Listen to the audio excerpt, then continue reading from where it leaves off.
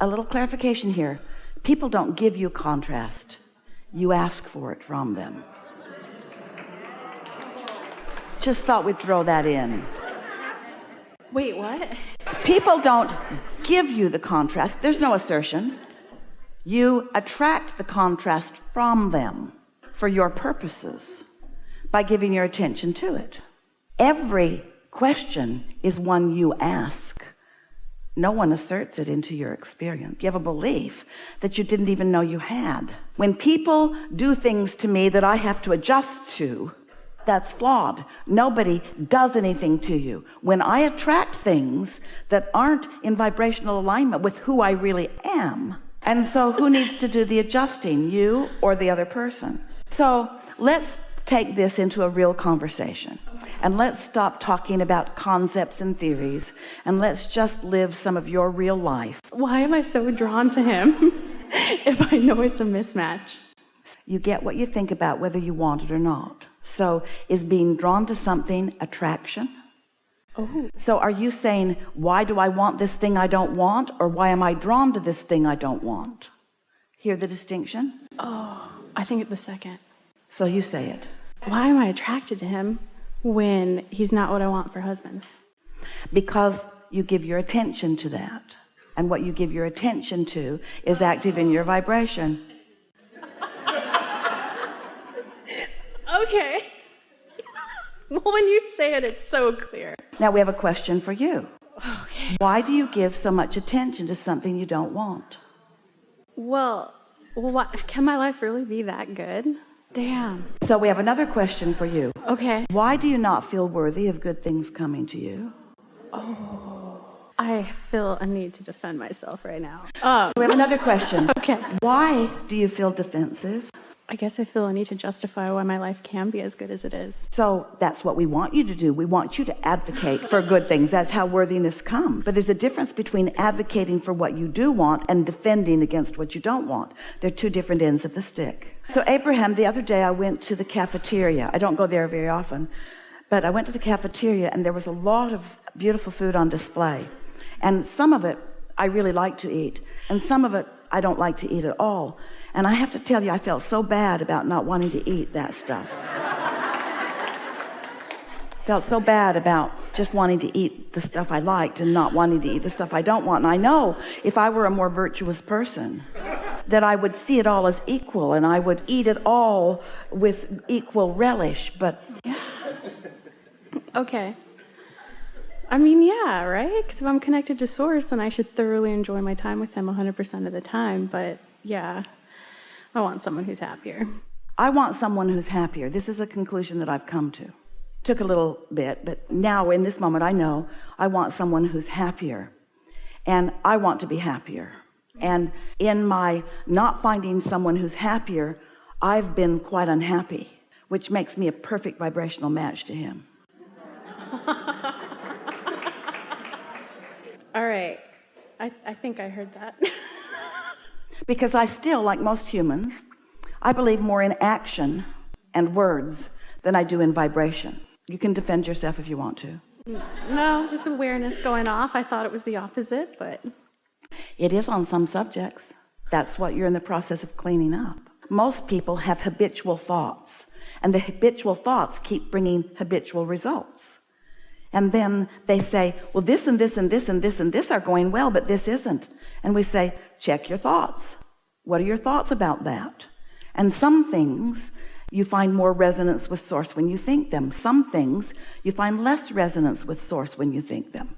And we really, really like those experiences where you feel less resonance with Source, because it makes you want more resonance with Source, and it causes you to more finely tune your thinking in order to get what you want. So you have to know when to let things go, and the moment to let a subject go is when it doesn't feel good, because if it doesn't feel good, it's not going to feel better by thinking about it longer. That should be a very long bumper sticker. It's the side of the bus bumper sticker.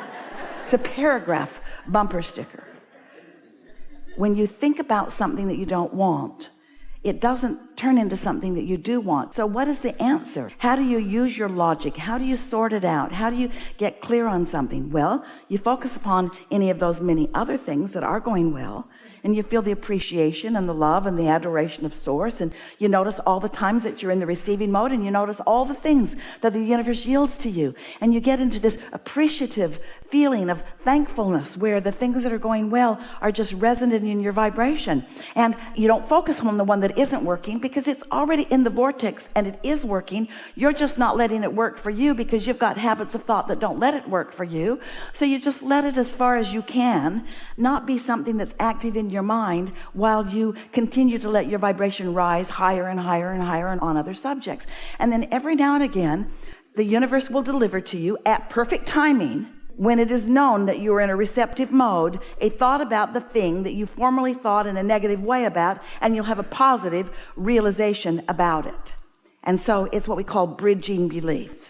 So you're over with that. So you're not giving your most attention to the thing that's bothering you. Because you're not giving your attention to it, that vibration becomes less and less and less active, and therefore less and less a player in your experience.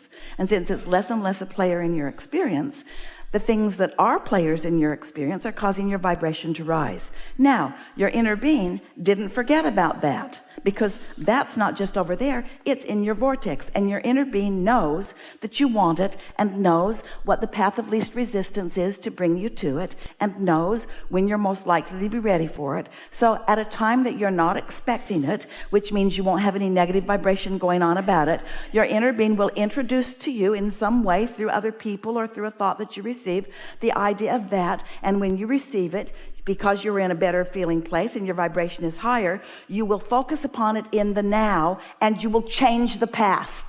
So now the vibration that used to vibrate that way now vibrates in a new way. Now it's not completely solved, but it is vibrating in a new way. You following us a bit?